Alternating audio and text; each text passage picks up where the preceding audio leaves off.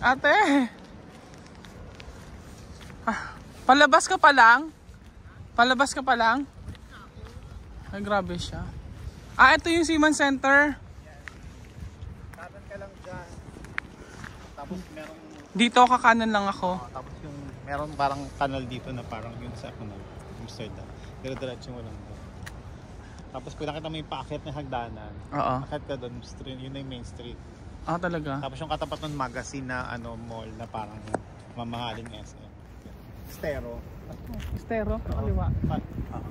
Buti na nakita kita. Tawid-tawid ka lang dyan sa basta kumanang ka lang. Sige. Thank you. Bye. Daming shop. Punta ka doon sa normal. Ay. Sa normal? Murang doon yung mga panin. Sige. Buti na lang nasalubong ko si Dennis. Kalabas na pala siya kanina pa.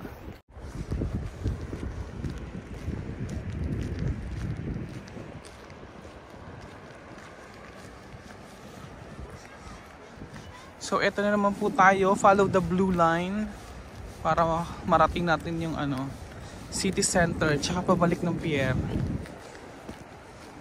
Dire-diretso lang. Dito lang, thank you.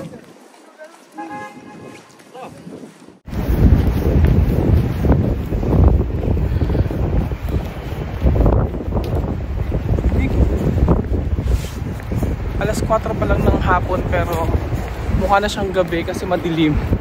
Ang dilim na ng lugar. Pabalik ka na, Johnny? So, dire-diretso lang ako, ha? Diretso lang, ha? Okay. Walang liko-liko. Yung iba ko mga kasama pa, balik na sila sa trabaho. Kanina pa sila nag-out. So, ako palabas pa lang. Diretso lang dito. Okay, thanks. So ito na yata yung kanal na sinasabi ni Dennis.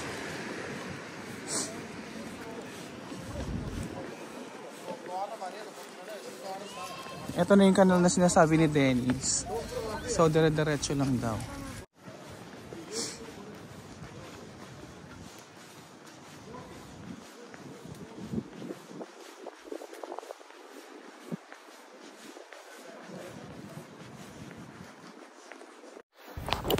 Hala, bilis naman dumilim dito. 4:30 pa lang ng hapon pero yung itsura niya parang alas 6, alas 7 na ng gabi.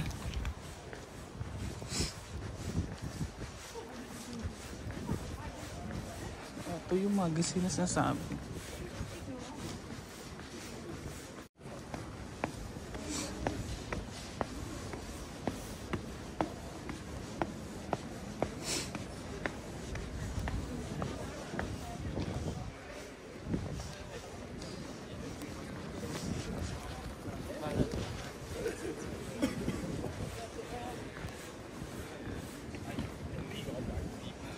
Sabi diretso lang.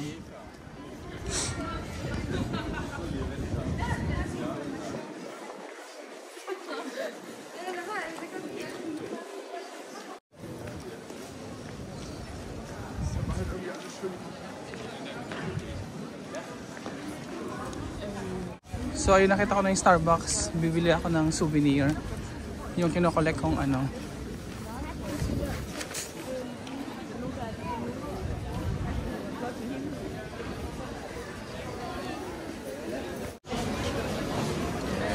rather than these.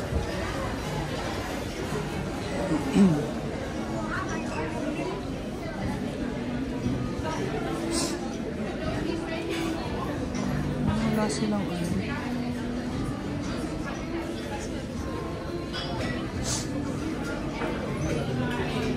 wala din.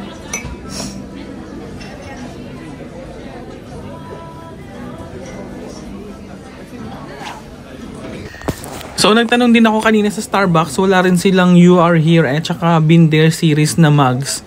So ayun, mission failed tayo ulit para sa souvenirs.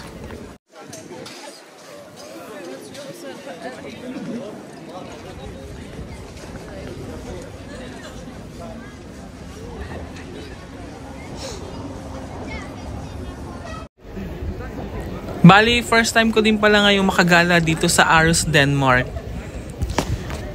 Medyo sad lang tayo ngayon kasi hindi tayo nakabili ng souvenir sa Starbucks mug na You Are Here or Been There series. Pero okay lang yun kasi mahal din yung mga bilihin dito. Bale yung currency pala dito sa Denmark is kroner din, Danish crown, Danish kroner, ganun.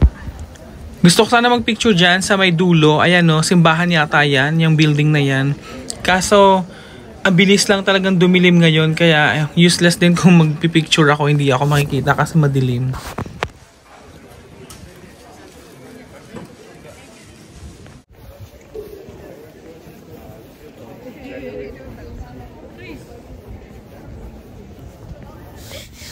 So nag-time check na ako and oras na para bumalik ng barko kasi may duty pa tayo.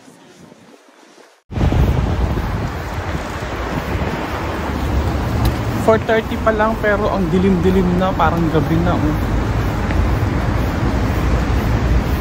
Kanina lang maliwanag pa, ngayon ang pakadilim na. Parang gabi na siya. 4:45 PM pa lang ng hapon. So ayun, at naglalakad na ako pabalik ng pier. Ang dilim naman ang mukha ko dyan.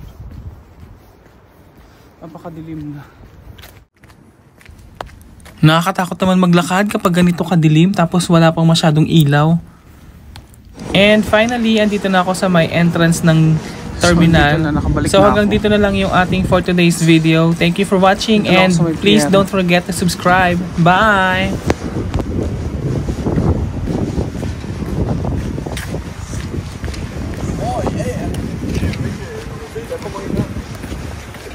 Thank you. Okay.